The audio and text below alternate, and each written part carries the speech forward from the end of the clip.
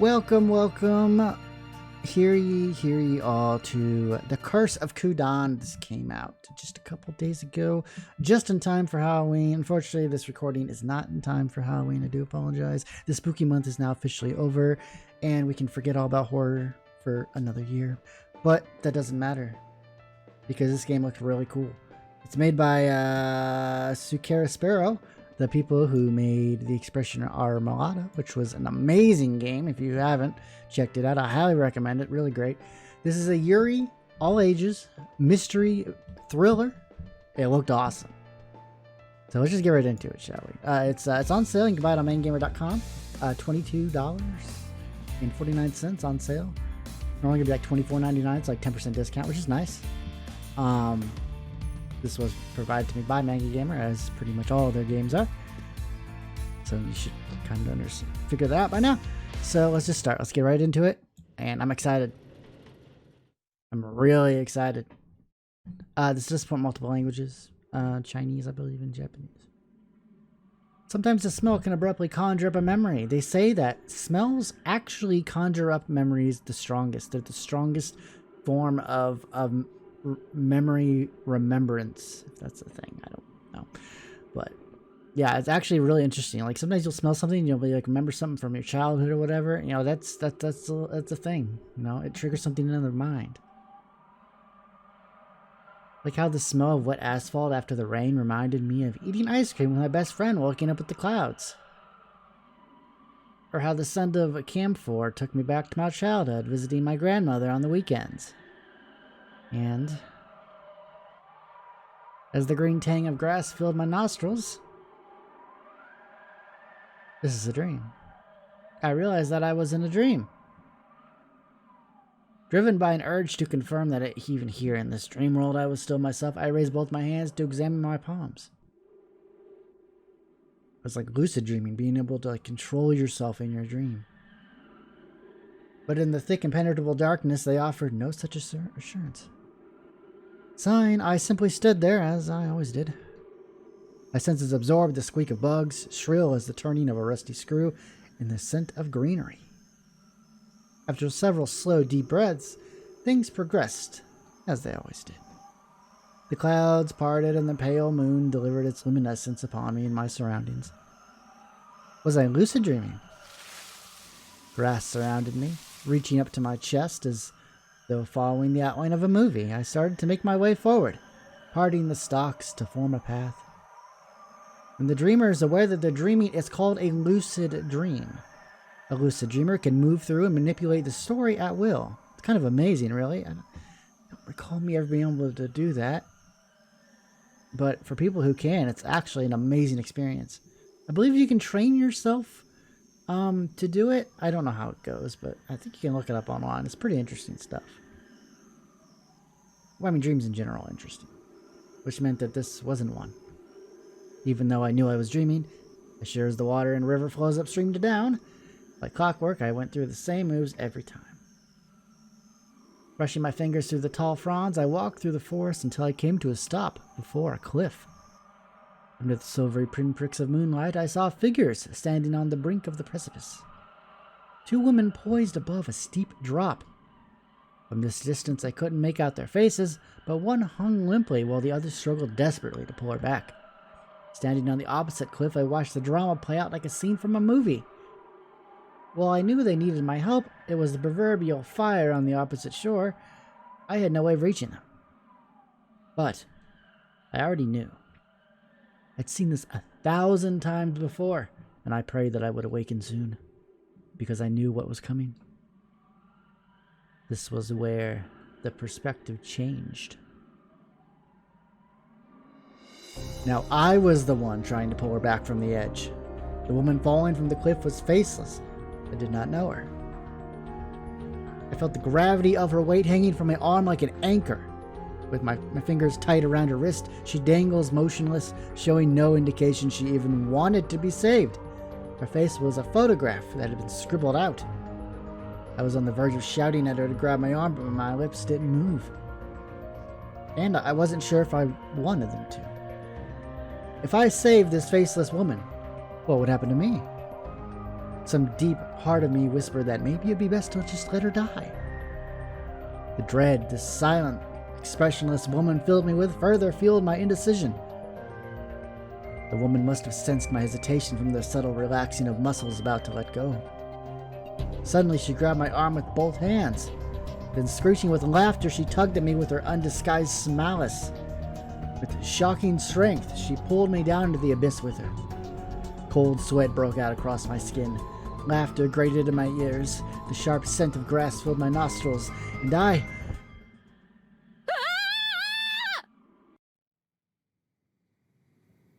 Ooh.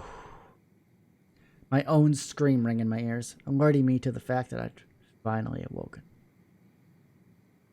My heart pounded thunderously loud, and when I ran my hand over the back of my neck, it came away sleek with sweat. No matter how many times I experienced it, the nightmare never affected me any less. It was like a malignant disease that pops up again just when you start forgetting about it. I cursed my own mental frailty. To get my feet back on the terra firma of reality, I went through the ritual I employed every time I had the nightmare. I stared fixedly at my reflection in the full-length mirror beside the bed. 私はKudan Sakuya。あんなものはただの夢だ。I bit out the words.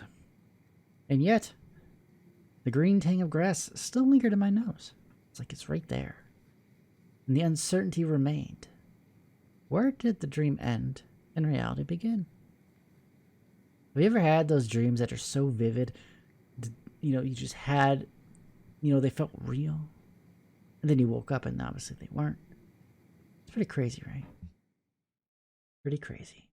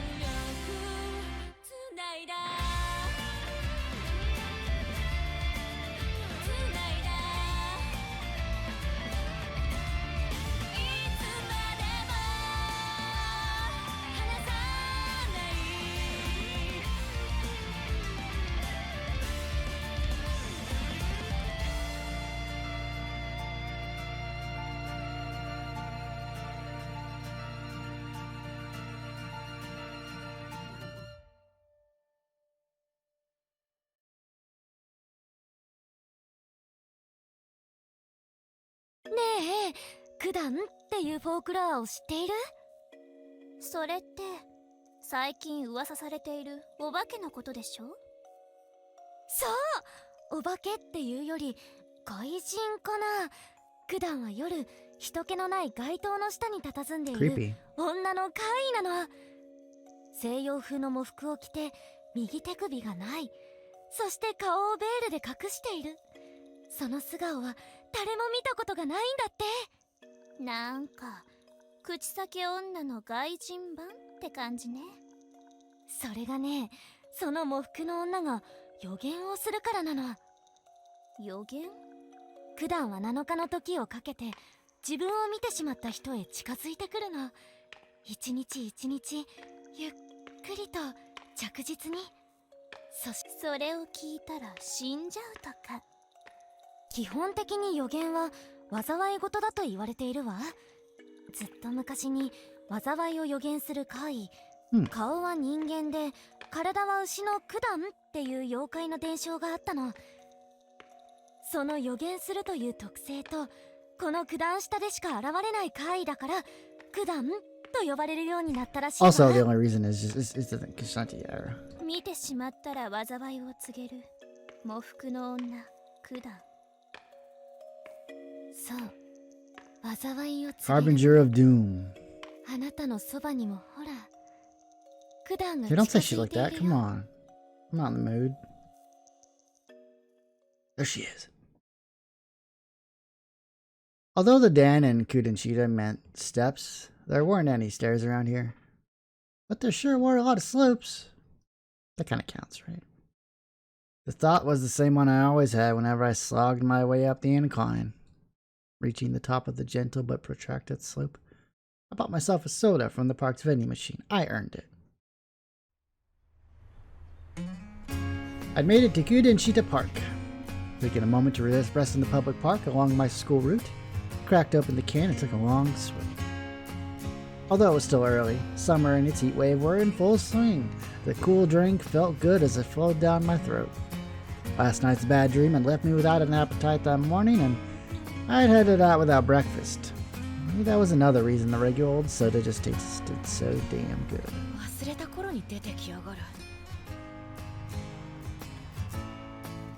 I'd been seeing the falling from a cliff dream since I was in elementary school. Like a distasteful relative, it popped up again whenever it was almost out of sight and mind. Sometimes it stayed away for more than a year, sometimes it visited 3 nights in a row. After each encounter, I lost my appetite.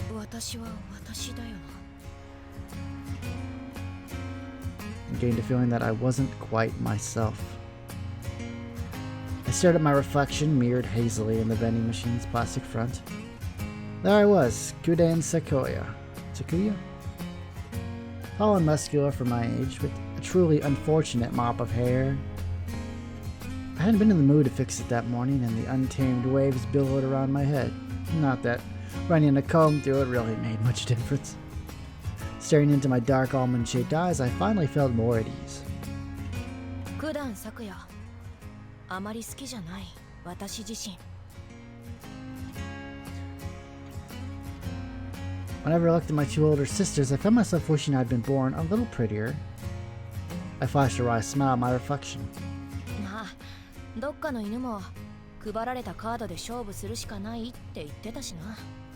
I heard a great line one time that said, "You should be the best you should be because everyone else is already taken." I really like that. Roughing a hand through my curls, I downed the rest of the soda, then sped off towards school for morning training. Training, huh? Was it kendo? Thanks to the intensive exercise.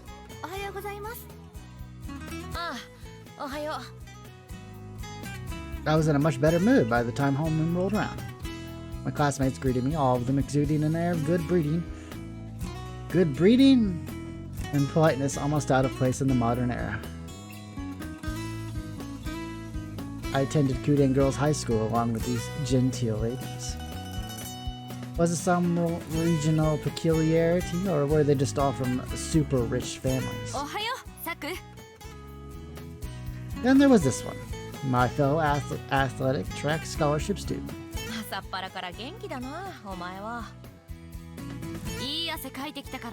Oh, she's cute. Karen. Okay.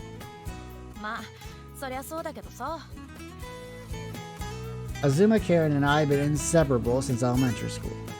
We'd become firm friends when I moved to the area, mostly forging a bond by competing against one another in sports.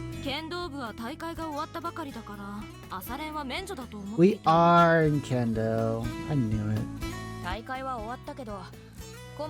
That's like the go-to Japanese sport. That or archery. Seems like.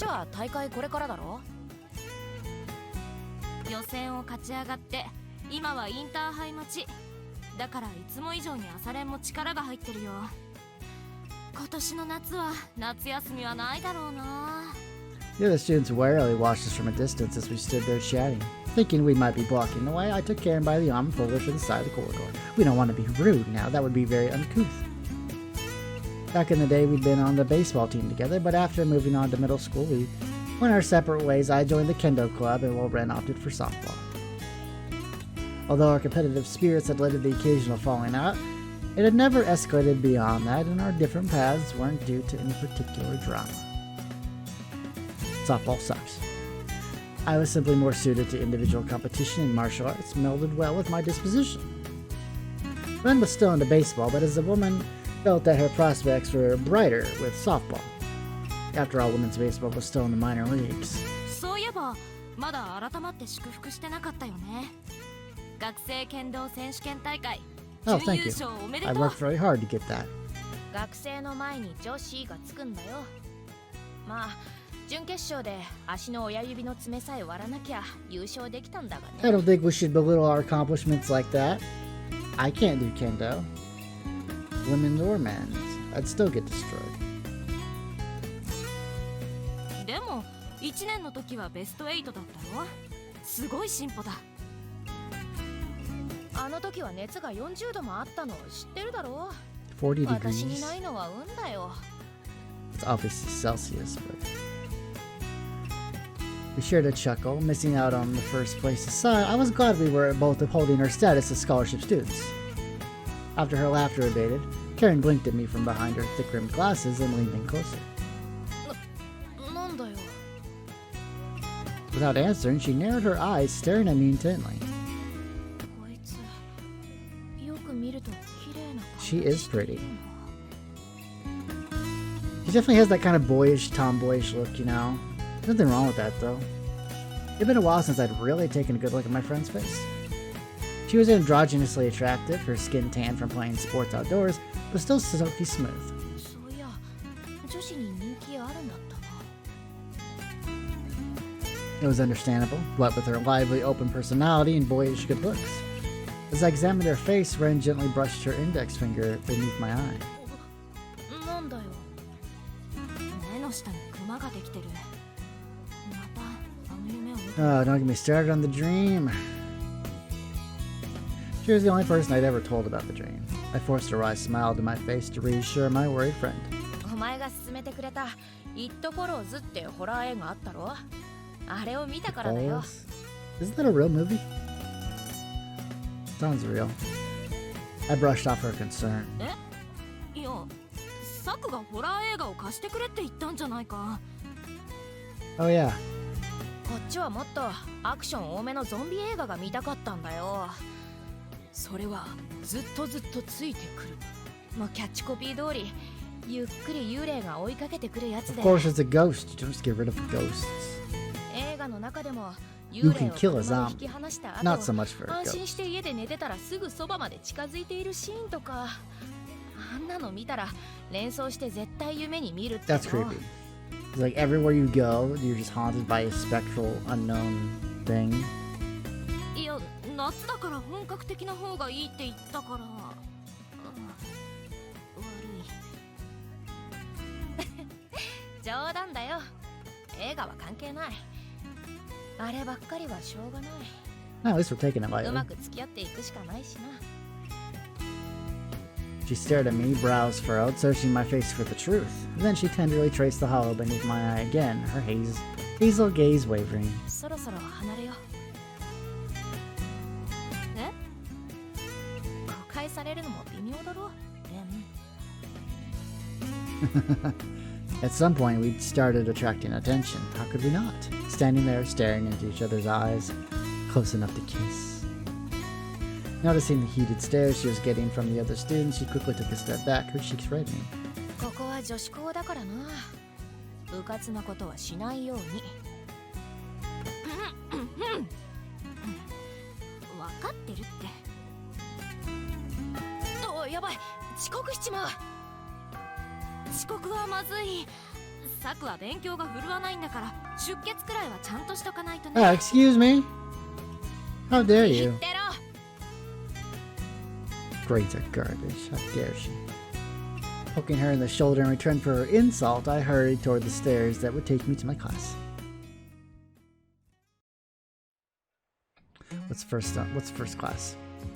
Although I was an athletic scholarship student, I took the same classes as everybody else. We're no different than your average commoner.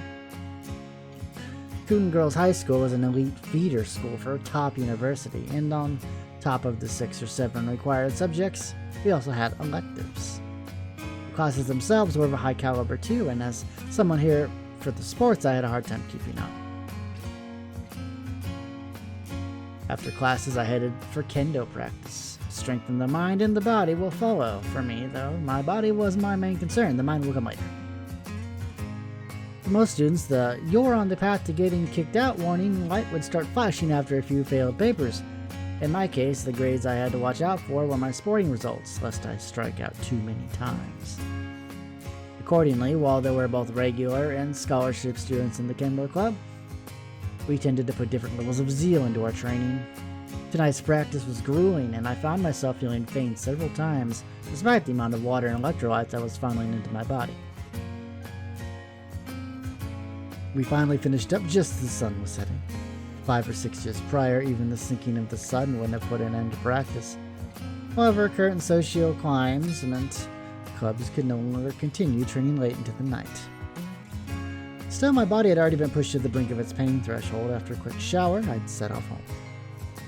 When I was in the mood for it, I'd sometimes hang out with my teammates on the way back. This was the basic loop of my high school life, the endless cycle of the daily grind. Not that I had a problem with it, of course. Not that I had a problem it. Oh no. It's okay. Let it slide. Knowing that I was improving at kendo every day was satisfying, and I had plenty of friends among my peers. The days didn't change, for better or worse. But didn't the same go for everyone, really?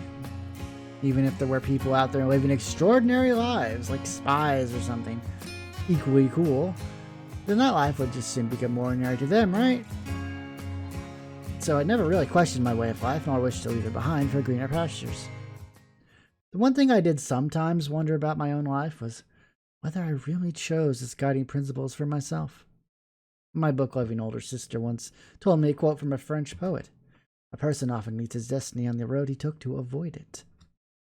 Those words rang true for me. I hadn't consciously chosen or wished for the things that had shaped me into the person I was today. I hadn't had any particular plan to become best friends with Ren. When she transferred to our school, a good friend of mine had taken her under the wing and invited her into our friend group. It was the same with kendo. My sister was taking kendo classes at the local dojo, and one day I stopped by to drop off something she'd forgotten. At first, I thought that we both were more trouble than they were worth. The young transfer student seemed like a handful, and kendo was a sweaty, decidedly uncool pastime. However,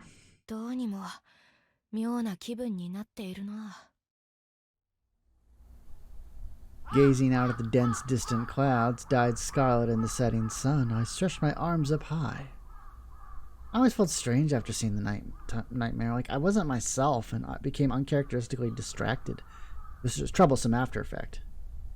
Shaking my head of messy hair, I ran my palm over my forehead, wiping away the beads of sweat. Just then, a figure came into view up ahead of me, standing in the shadow of a wall. What is that? I could sense it from their demeanor as they stared down their bicycle. Although this wasn't generally a busy street, it was the time of day when everyone was returning home and plenty of people were passing by. However, no one's gonna help them, the jerks. Making my way closer, I saw that the figure was a woman. If the person in trouble were elderly or a child, I wouldn't hesitate to approach them. But an adult should deal with their own issues, regardless of gender.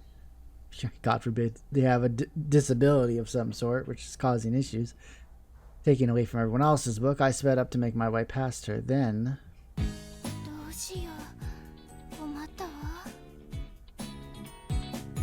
a glimpse of the woman out of the corner of my eye brought me to a standstill, frozen in place.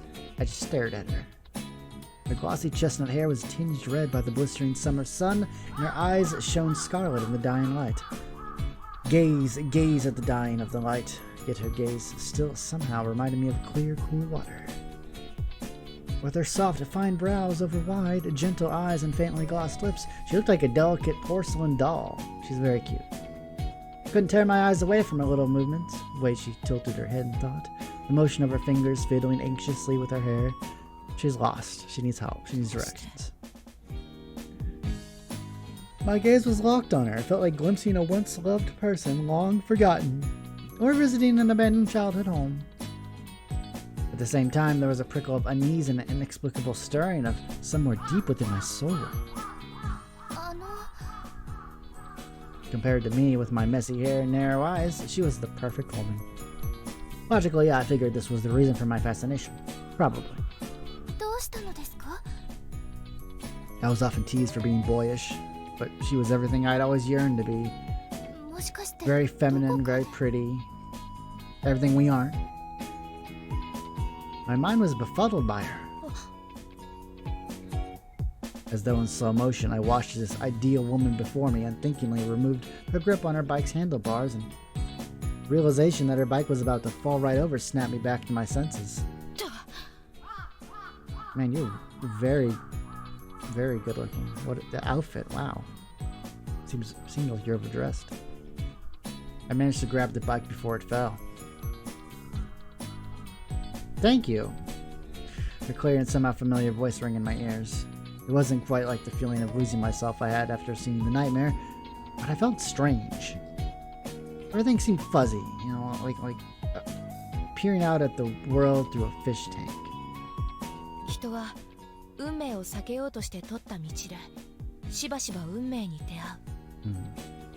Is this fate? Feeling like I was walking on air, those words floated through my mind again. I'm so sorry. The woman apologized and thanked me again and again.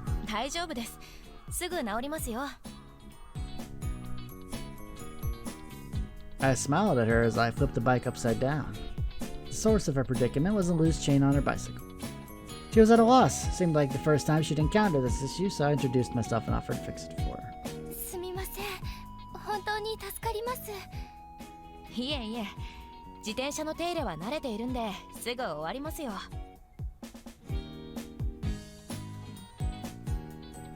Despite her obvious gratitude, a trace of doubt clouded her face. I didn't blame her. After all, I obviously wasn't commuting on a bike myself.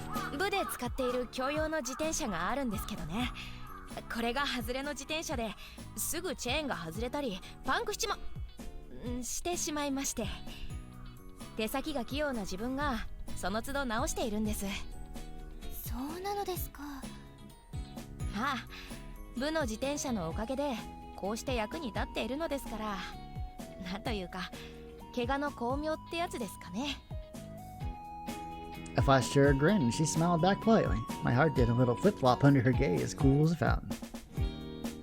It was an unfamiliar situation, and I had the feeling gravity was losing its hold on me. I forced my eyes away from her and back to the bike.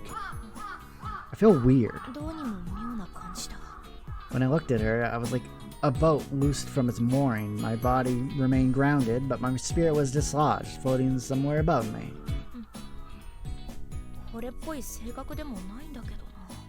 Do you believe in love at first sight? I don't know. It's weird. Like, you can fall in love with someone like on a physical level, but like emotional level, you know, is when that's when the true love comes out, right? All the little quirks that you just love that you just can't figure out on a first glance. Forcing a smile to my face, I told her it was nothing. Then I took a surreptitious deep breath and got to work. First, I hooked the chain over the back sprocket. Then I slowly pushed the pedal in backward rotation, carefully sliding the chain back onto each gear. The woman was observing my actions gravely, and I let her know it'd be done in a sec. Then she asked me why I'd stood the bike on its head.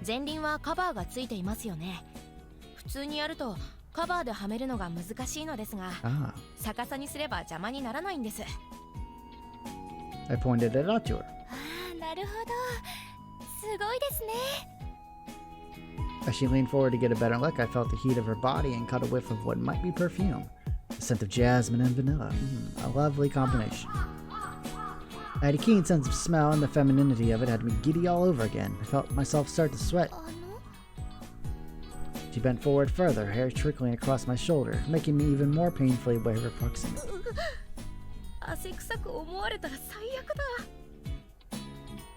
Although I'd showered after training, just because I'd stopped running around didn't mean I stopped sweating entirely. Suddenly, my mind was consumed with thoughts of whether I'd remember to put on deodorant.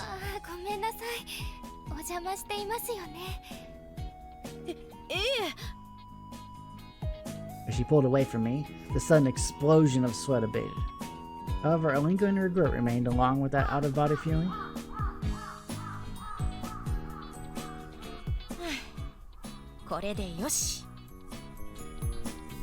I righted the bike and checked whether the pedals were turning properly. The woman thanked me politely as she took it by the handlebars. With the golden backdrop throwing them into the shadow, the bike was a faithful dog trotting obediently alongside its owner.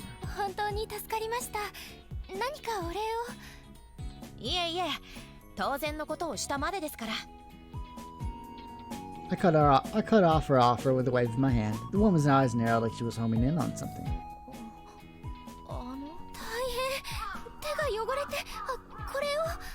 Oh yeah, they're dirty. It's okay. Glancing down at my hands, I found them covered in black grease, an unavoidable result of filling out with a bike chain. However, the woman seemed to find it quite unanticipated. She hurriedly pulled out a handkerchief from her handbag and offered it to me. I don't want to ruin the pristine fabric with oil.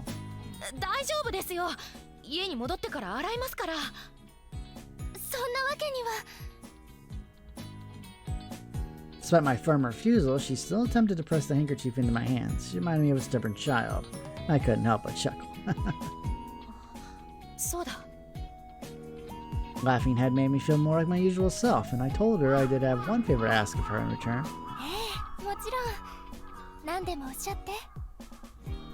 She looked at me, expression serious and eyes sincere. I schooled my face into an equivalent expression of seriousness, as though about to divulge some big confession.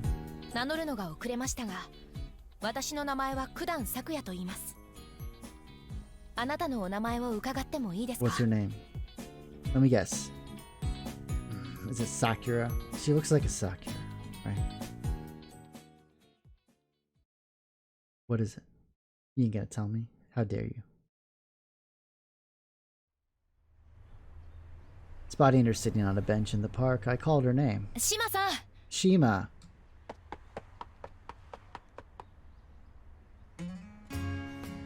Okay.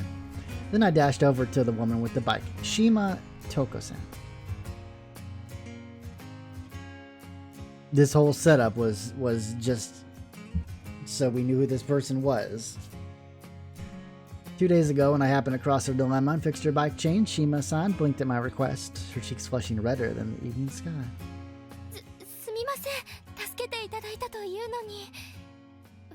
Her name does start with an S though, so I was half right. She gave me her name along with a polite bow. With that, I'd been expecting to part ways, but she wasn't about to let me go that easily.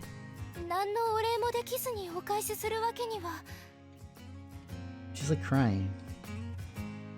We exchanged contact details and agreed to meet up again later. Taken by this woman, I wanted to see her again, so I had grasped at the offer. However, what do you want to date her? Seeing her gliding gracefully toward me with the delicate flutter of her hand, I couldn't help but feel a bit resentful. I was a Libra. I like things to be in balance, you know, scales and all that. From objects to emotions, I couldn't allow my internal scales to tip too far one way or the other. Like most people, I resented being taken advantage of, but it made me equally uncomfortable to receive too much favor. If I was given too much, the scales tipped and I started to feel almost resentful, like I was being forced into a debt of obligation. She does look like she's very well off.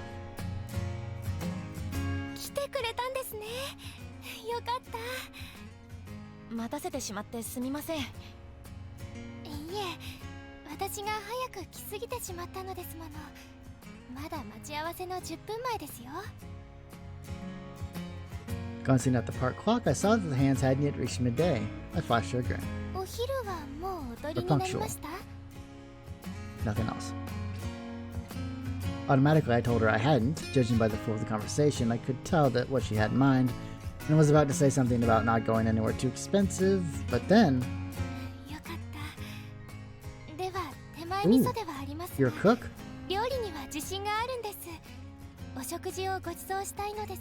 How could we resist a home-cooked meal from a woman like this? You can't.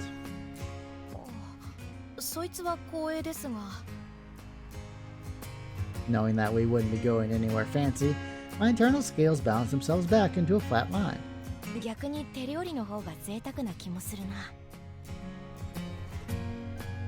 I'd already given the go-ahead, but now my scales jerked out of balance again as I imagined this gorgeous woman cooking something especially for me. Given the local area and her demeanor, I'd have been expecting her to show me some huge mansion, like something out of the Addams Family. Oh my god, it's such a good show. However, as we walked toward the train station along the same road where I'd encountered her struggling with the bike chain, I started to wonder. There were no big houses around that area. As far as I knew, it was all apartment blocks. If I were to put it in more exaggerated language, we're going to the slums, okay? It's a wasteland. I decided that perhaps she was a university student and was taking me to her rented student digs. However, she ushered me into a tall building that occupied a piece of prime real estate right in front of the station. It was one of those fancy commercial towers occupied by a branch of a famous gym chain and a bunch of small schools for things like yoga and calligraphy. Wow.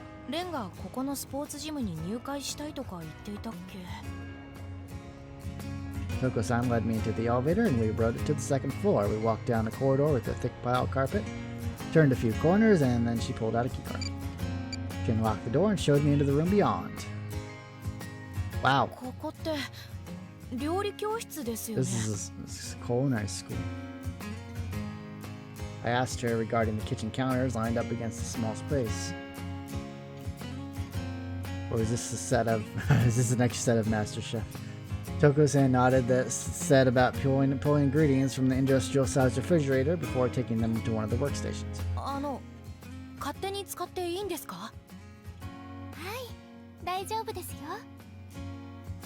She responded with a bright, friendly smile. I wasn't sure what to make of it. She's probably a student here, but did that mean she could just come in and use it whenever she liked?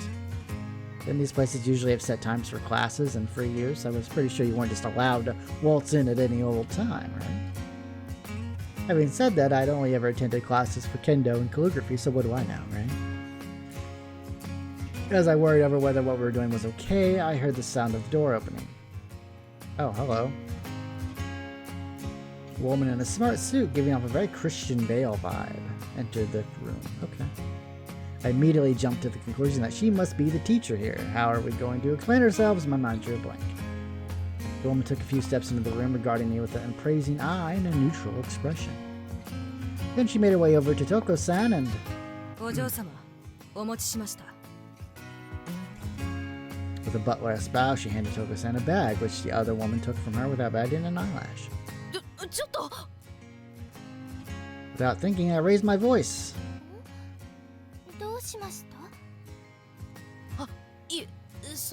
Who's this? そちらの方は？いけない。また失念していました。彼女は岩井沢子さん。私好きの使用人の方なの。Huh? 岩井沢子です。お話は聞いております。Much? How could you know much about me? She bent at the waist, bowing on to me as she had Toko-san. All I could do in response was smile vaguely. But we're not going to bow back? She's not the teacher. Is she your maid? No, I don't say maid. That's kind of mean, right? I indicated the woman called Iwai-san. Iwai-san? Sensei ではない。I asked. Toko-san cocked her head slightly. 初めて先生などと呼ばれました。そう見えますか? Alright. Kinda, maybe. Iwai-san responded with her own question, taking in the ponytail and the neutral expression. I realized she looked more like an athlete. Posture was dignified, and she had the form of a sportswoman or a martial arts competitor like myself. 以前通っていた書道の先生に似ていまして。そうですか。 Somehow I felt it best to keep my true thoughts to myself. Touko-san's attendant handed me her business card, and I introduced myself in return, as etiquette demanded. 存じております。お嬢様がお世話になったそうで。いや、当然のことをしたまでですか Man, ら。 everyone looks so nice. I feel underdressed. I was trying to stop Iwai-san from bowing to me yet again when a cheerful voice floated over from the kitchen counter. クダンさんは苦手なものはあるかしら Oh boy, where to begin? Still in a state of confusion, I told her I wasn't a fan of fatty meat. いやいや、一度にたくさんのことがあって頭が追いついていないんですけど。 The words burst loudly from my mouth. はい いや、この教室のこととか使用人だとか案内する前に説明をなさっていなかったのですか。そういえばしてなかったかしら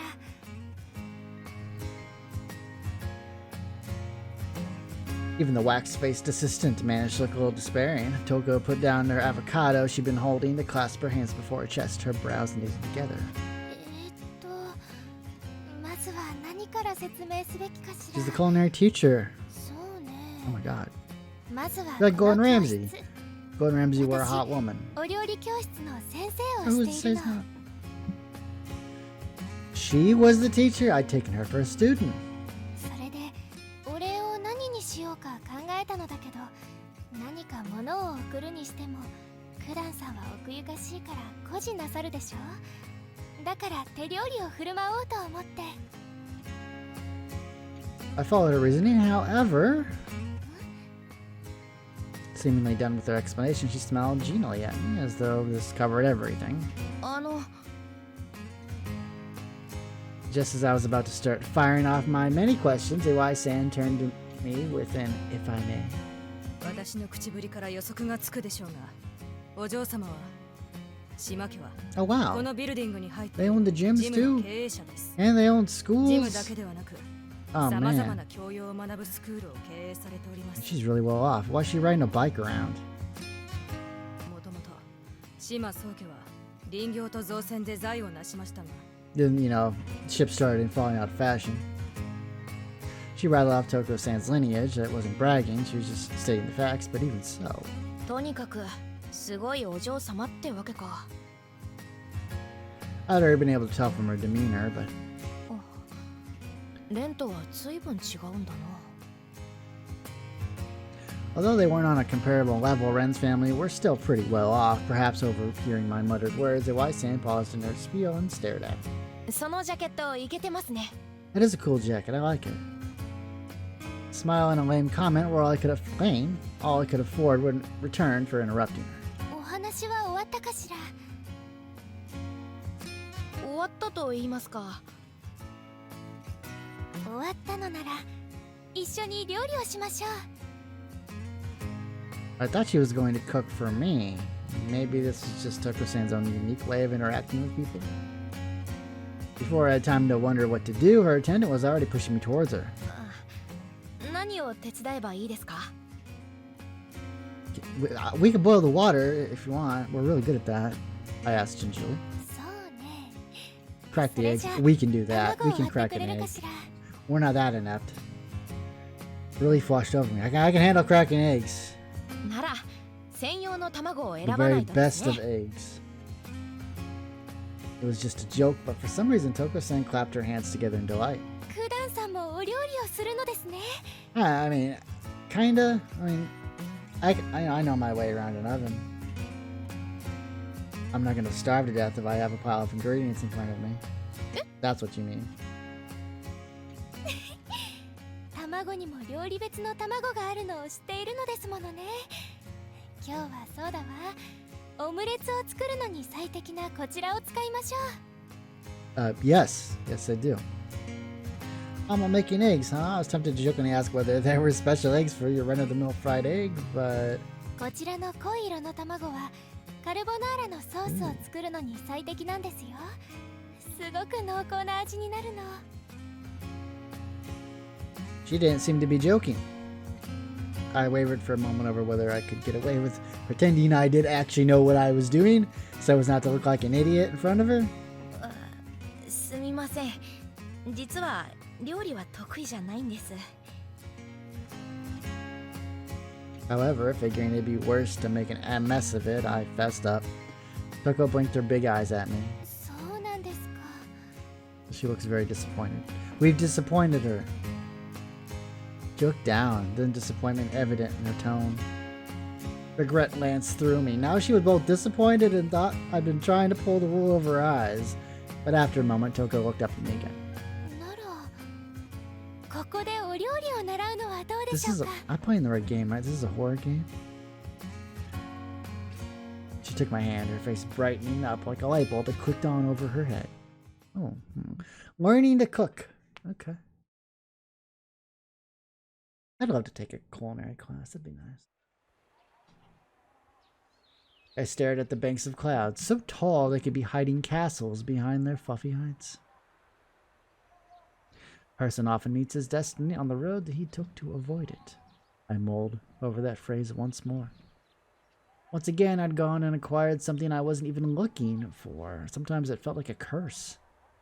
I narrowed my eyes against the orange glow emanating like lamplight from behind the bulbous clouds. Whenever I found myself with time on my hands, I tend to overthink. To distract myself, I focused on the cloud watching as I waited for my sweat to dry. They were so big they messed with my sense of scale. The light dazzled my eyes, and I felt like I was floating up into the soft white cotton wool. Saku! A sudden call from behind me tore my gaze away from the clouds, and I turned around.